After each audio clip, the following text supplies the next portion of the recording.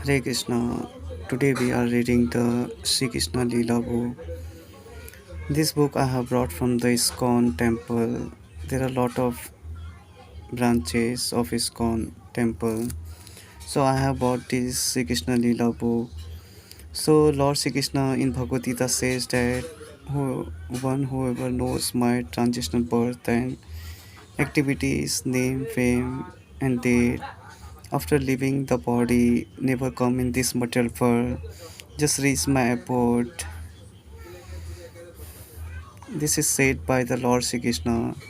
Means only knowing the Lord Sri Krishna's transitional birth, activity, state, whatever Lord Sri Krishna did in this world when he came here, only knowing this, after leaving this body, we never came back in this material world, which is full of misery, joy, sorrow, everything is there, etc.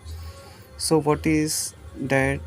What Lord Shri Krishna has done when he had came in this earth? So, all these activities is described in this book that is known as the Shri Krishna, the Supreme Personality of Godhead. By his divine grace, A.C. Bhaktivedanta Swami Prabhupada, founder Acharya of the International Society for Shri Krishna book. So, we have to bought this book and we will find everything. Lord Shri Krishna's name, birth, transitional birth, date, activities, whatever he had done in this earth. So I have bought this. So I expect that you also bought from ISKCON temple and read and do prachar.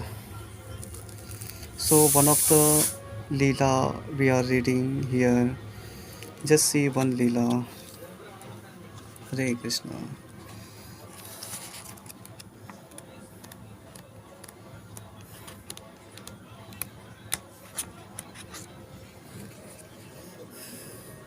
This is spiritual master, His Divine Grace A.C. Bhaktivedanta Swami Prabhupada, who founded this International Society of Sri Krishna Consciousness, and who is Lord Sri Krishna is also seen here by image. So we are reading the Lord Sri Krishna's Miss Pastime Sri Krishna Leela book. This is one of the chapters we are reading. Chapter name 7, The Salvation of Tirna Birth. Hare Krishna. Hare Krishna.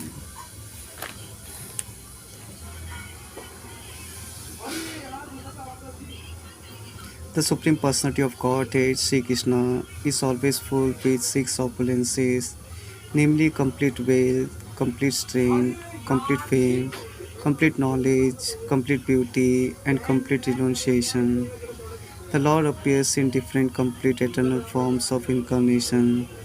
The conditioned soul has immense opportunity to hear about the transitional activities of the Lord in these different incarnations. In the Bhagavad Gita, it is said, Janma karma cha me divyam. The pastimes and activities of the Lord are not material, they are beyond the material conception, and the conditioned soul can benefit by hearing such uncommon activities. Hearing is an opportunity to associate with the Lord. To hear His activities is to evolve one's transitional nature simply by hearing. The conditioned soul has a natural aptitude to hear something about other conditioned souls in the form of fiction, drama, and novel. That inclination to hear something about others may be utilized in hearing the pastimes of the Lord. Then one can immediately evolve his transitional nature. Shri Krishna's pastimes are not only beautiful, they are also very pleasing to the mind. If someone takes advantage of hearing the pastimes of the Lord, the material contamination of dust accumulated in the heart due to long association with material nature can be immediately cleansed. Lord Chaitanya also instructed that simply by hearing the transitional name of Lord Sri Krishna, one can cleanse the heart of all material contamination. There are different processes for self realization. But this process of devotional service, of which hearing is the most important function, when adopted by any conditioned soul, will automatically cleanse him of the material contamination and enable him to realize his real sorry, constitutional position.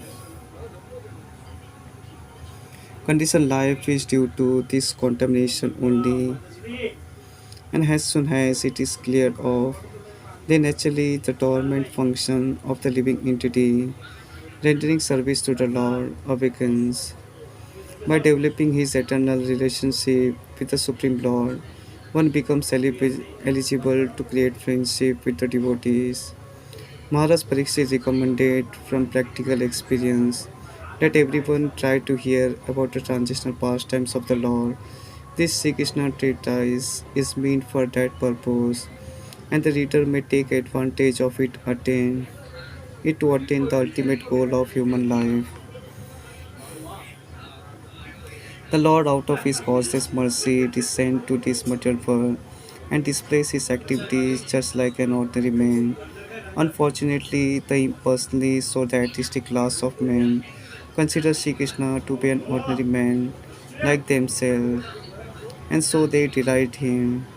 This is contained in the Bhagavad Gita by the Lord Himself when He says, Avjanti Ma Mudha.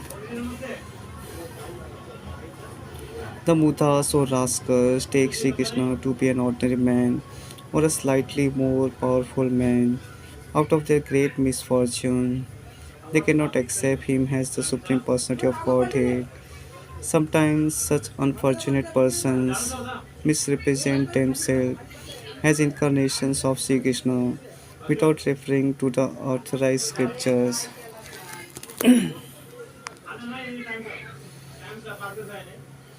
When Sri Krishna grew up a little more, he began to turn himself backside up. He did not merely lie down on his back, and another function was observed by Yashoda and Nanda Maharaj. Sri Krishna's first birthday, they arranged for sorry, they arranged for Sri Krishna's birthday ceremony, which is still observed by all followers of the Vedic principles. Sri Krishna's birthday ceremony is observed in India by all Hindus irrespective of different sectarian views. All the cowherd men and women were invited to participate in the jubilant celebration. A nice band played and the assembled people enjoyed it. All the learned brahmanas were invited and they chanted Vedic hymns for the good fortune of Sri Krishna. During the chanting of the Vedic hymns and playing of the bands, Sri Krishna was bathed by Mother Yasoda.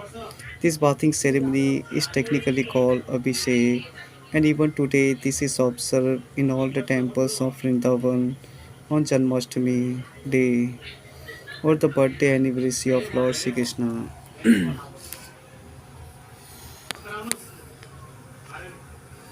On this occasion, Mother Yashoda arranged to distribute a large quantity of grain, and first class cows decorated with golden ornaments were made ready to be given in charity to the learned, respectable Brahmanas.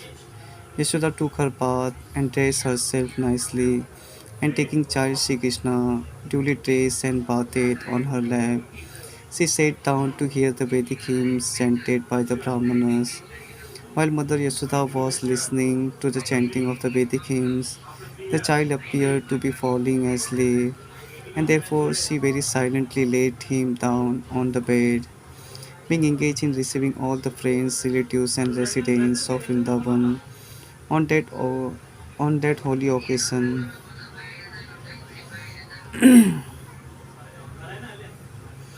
she forgot to feed the child milk. He was crying, being hungry, but Mother Yashoda could not hear him cry because of the various noises. The child, however, became angry because he was hungry and his mother was not paying attention to him. So he lifted his legs and began to kick his lotus feet just like an ordinary child.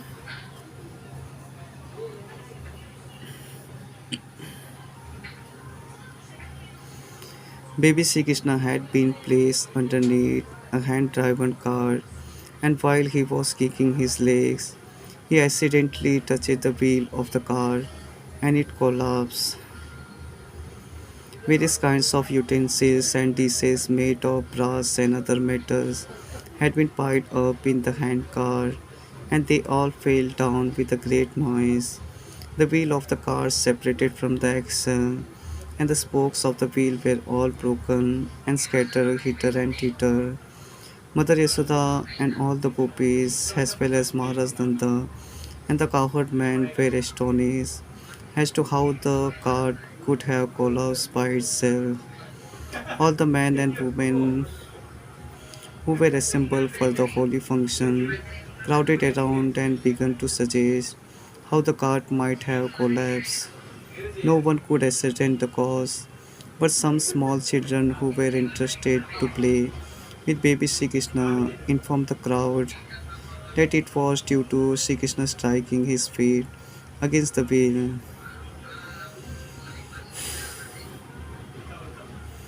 They assured the crowd that they had seen how it happened with their own eyes, and they strongly asserted the point. Some were listening to the statement of the small children, but others said, "How can you believe the statement of these children?"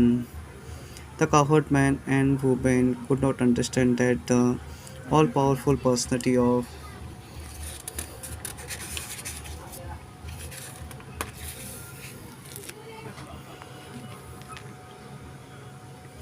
Godhead was lying there as a baby and that he could do anything. Both the possible and impossible were in his power. While the discussion was going on, baby Sri Krishna cried. Without remonstration, Mother Yashoda picked the child up in her lap and called the learned Brahmanas to chant holy Vedic hymns to counterattack the evil spirits. At the same time, she allowed the baby to suck her breast. If a child sucks the mother's breast nicely, it is to be understood that he is out of all danger. After this, all the stronger cowherd men put the broken cart in order, and all the scattered things were set up nicely as before. The Brahmanas thereafter began to offer oblations to the sacrificial fire with yogurt, butter, kusa grass, and water. They worshipped the Supreme Personality of Godhead for the good fortune of the child. The Brahmanas who were present at that time were all qualified because they were not in vice. They never indulged in untruthfulness. They were never proud. They were non-violent, and they never claimed any false prestige. They were all bona fide Brahmanas, and there was no reason to think that their blessings would be useless. With firm faith in the qualified Brahmanas, Nanda Maharaj took his child on his lap and bathed him with water mixed with various herbs, while the Brahmanas chanted hymns from the Rig, Yajur, and Sam Vedas. It is said that without being a qualified Brahmana, one should not read the mantras of the Vedas. Here is the proof that the Brahmanas were qualified with all the Brahmanical symptoms. Maharaj Nanda also had full faith in them. Therefore, they were allowed to perform the ritualistic ceremonies by chanting the Vedic mantras. There are many different varieties of sacrifices recommended for different purposes, but the mantras are all to be chanted by qualified Brahmanas. And because in this age of Kali, such qualified Brahmanas are not available, all Vedic ritualistic sacrifices are forbidden. Sri Chaitanya Mahaprabhu has therefore recommended only one kind of sacrifice in this age, namely the Sankirtan Yajna or chanting the Mahamantra. Hare Krishna, Krishna Krishna, Hare Hare, Hare Ram, Ram Ram, Hare Hare. As the Brahmanas chanted the Vedic hymns and performed the ritualistic ceremonies for the second time, Nanda Maharaj again gave them huge quantities of grain and many cows. All the cows which were given in charity were covered with nice gold embroidered garments and their horns were padded with golden rings. Their hooves were covered with silver plate, and they wore garland of flowers. He gave so many cows just for the welfare of his wonderful child, and the Brahmanas in return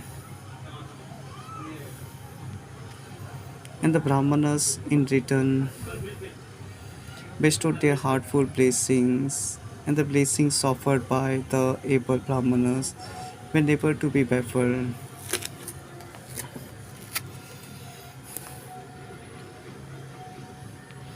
One day, shortly after the ceremony, when Mother Yashoda was patting her baby on her lap, the baby felt too heavy, and being unable to carry him, she unwillingly placed him on the ground.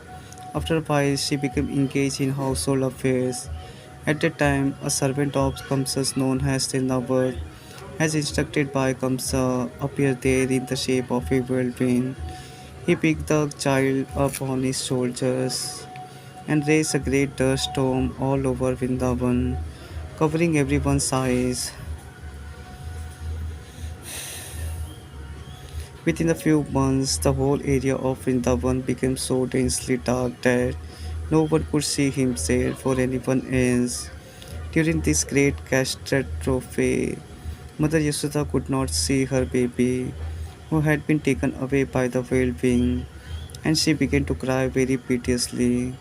She fell down on the ground exactly like a cow who has just lost her calf. When Mother Yashoda was so piteously crying, all the cowherd women immediately came and began to look for the baby, but they were disappointed and could not find him. The Tindabad demon went high into the sky with baby Sri Krishna on his shoulder, but the baby assumed such a weight that suddenly he could not go any further and he had to stop his whirlwind activities. Baby Sri Krishna made himself heavy and began to weigh down the demon, catching hold of his neck. Tinabat felt the baby to be as heavy as a big mountain, and he tried to get out of his clutches, but he was unable to do so, and his eyes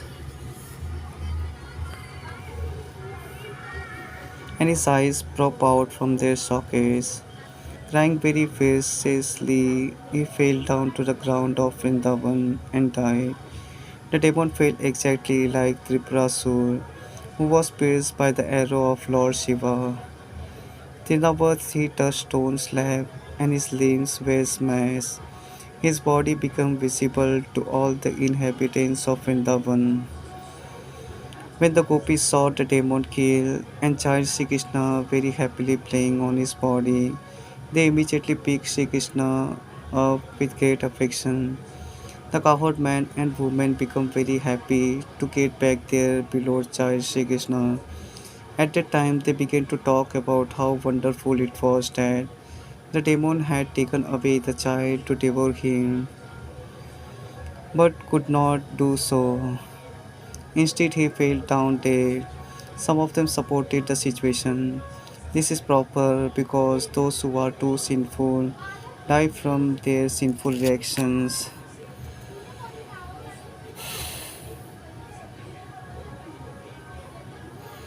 And we too must have performed great sacrifices in our previous lives, worshipping the Supreme Personality of Godhead, giving great wealth in charity, and acting philanthropically for the general welfare of man. Because of such pious activities, the child is safe from all danger. The gopis assembled there spoke among themselves. What sort of austerities and penances we must have undergone in our previous lives. We must have worshipped the Supreme Personality of Godhead, offered different kinds of sacrifices, made charities, and performed many welfare activities for the public, such as growing banyan trees and excavating wells.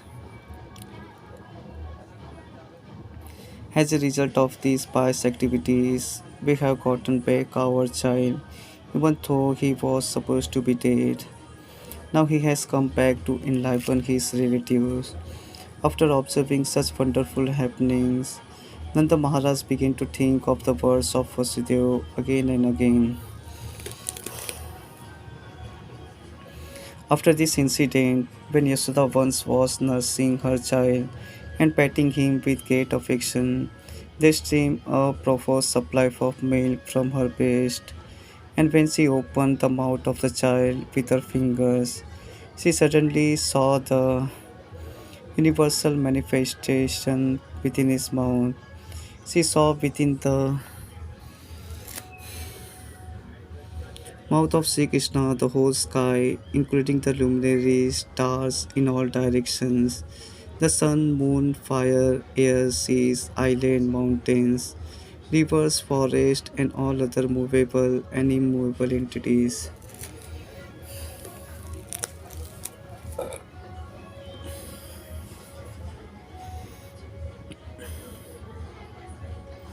When Mother Yashoda saw this, her heart began to throb, and she murmured within herself, "How wonderful this is!"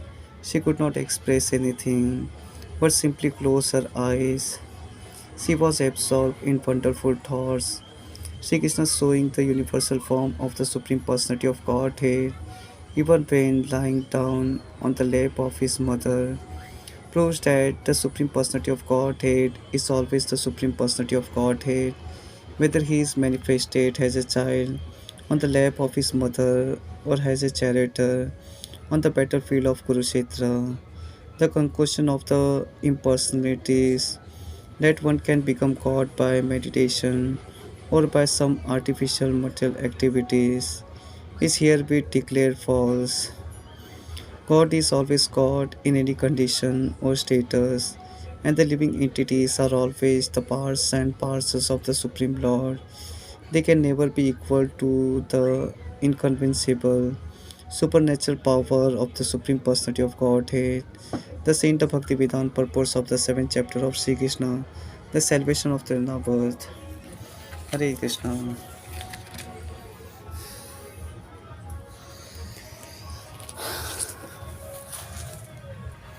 So this chapter we have read from the Sri Krishna Lila book.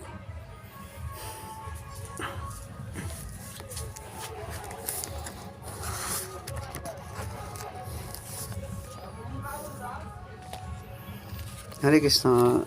This chapter name is the salvation of Trinavath. Miss Salvation whose is described that person named Trinavath. Who is that Trinavath? Everything is described in this chapter. So we have to read this.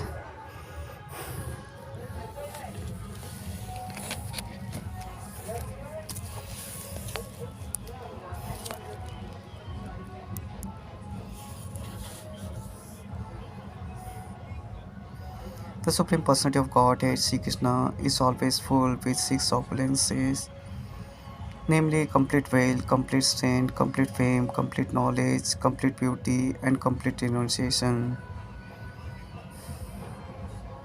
Means Supreme Personality of Godhead, Sri Krishna, is always full with six opulences. Means whoever is Lord means tell by everyone. Means sometime in the society someone tell that I am the Lord of this planet. I have saved this. So he have to prove everything. Means anyone said that who is the Lord. So we have to understand by this statement only that whoever Lord is he have to prove in this way. He should be complete wealth. Means he have the complete wealth. There is no lack of them. Complete strength means all strength is beyond is in complete fame means king of the fame, king of wealth, or king of the strength. Everything he should be qualified. Complete knowledge means he have the complete knowledge. Complete beauty means he have complete beauty, and complete renunciation means he is able to do anything in the matter of the material or the spiritual. Means here Lord is described. So who is Lord? Tell that the Supreme Personality of Godhead is the Sri Krishna, who have the everything that is six opulences. The Lord appears in different, complete, eternal forms of incarnation.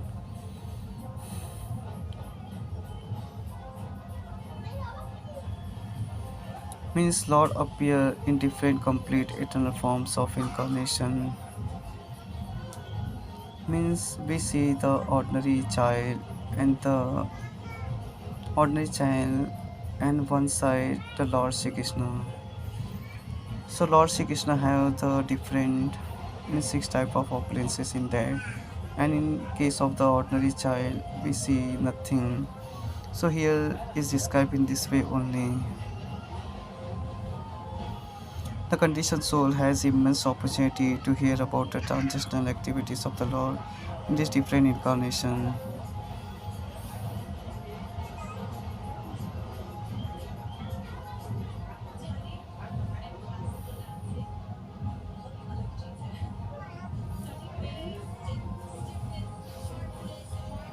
In the Bhagavad Gita it is said, Janma Karma Chama Divyam. The pastimes and activities of the Lord are not material. They are beyond the material conception, and the conditioned soul can benefit by hearing such uncommon activities. So we are the conditioned soul, and we don't know. We are here only in the material world. But by any means, if we read the Shastras, then we can understand that how we have came here, what is the reason beyond that, where from came, who is our Lord, who made them us. If we understand or read from the Shastras, so we can find that this is made by the Lord Shri Krishna. So whenever Lord Shri Krishna takes form or he came personally, then there is then for us the conditioned soul, we have the opportunity that we are seeing the Lord Shri Krishna's activities, or whoever see the Lord Shri Krishna face to face, then what is the luck for him? So these statements tell this way. If we understand the Lord Shri Krishna's activities or pastime, how we are lucky is described here. Hearing is an opportunity to associate with the Lord. To hear his activities is to evolve one's transcendental nature simply by hearing. When we in the childhood we hear about the means fame people or the good people. In the childhood, our mother or the family member tell that to become just like, or by hearing them, we become means what to do. We have to become also same that. So in the case of the Lord, if we hear, then what is there? There is no more required. So by hearing, so hearing about the Lord is means when we hear about the Lord, then what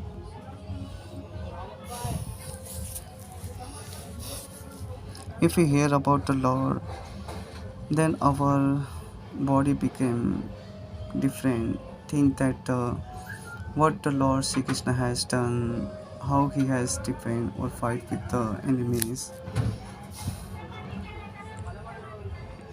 So only hearing means this way. Hearing is an opportunity to associate with the Lord. To hear his activities is to evolve one's transcendental nature simply by hearing.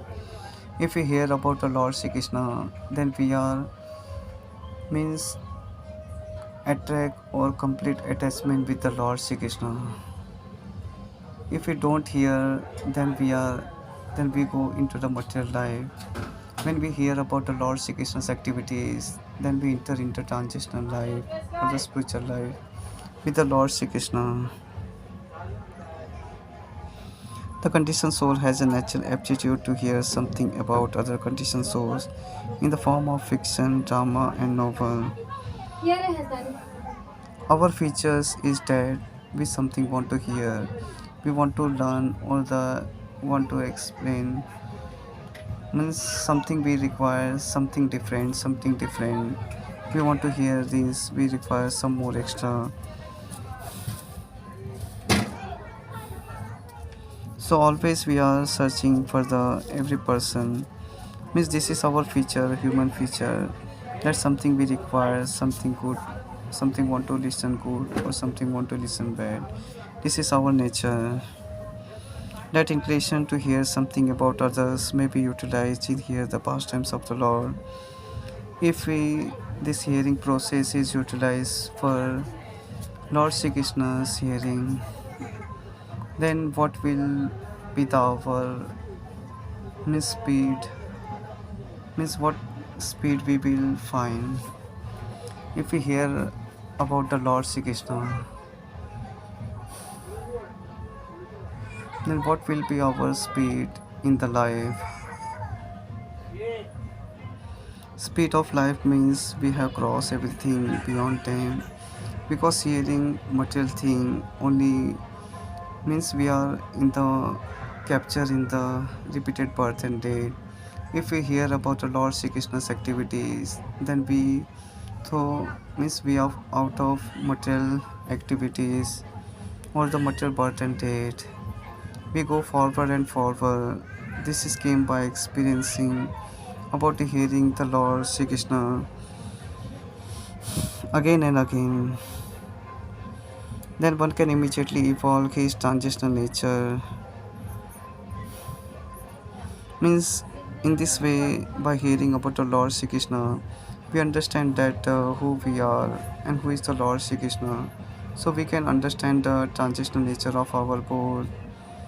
Shri Krishna's pastimes are not only beautiful, they are also very pleasing to the mind. As a Lord Shri Krishna knows everything that how to satisfy the conditioned soul, because we condition soul daily some time, every time we require about we are searching the questions and answer. So Lord Shri Krishna has made all this world or the universe. They know everything, and we human only searches the question and answer. So in this way, Lord Shri Krishna gives the each and every questions and answer to us. In this way, they pleasing our to the mind, and then nobody can give this type of questions and answer to us. So in this way, Lord Shri Krishna's pastimes are beautiful, describing this way. Hare Krishna.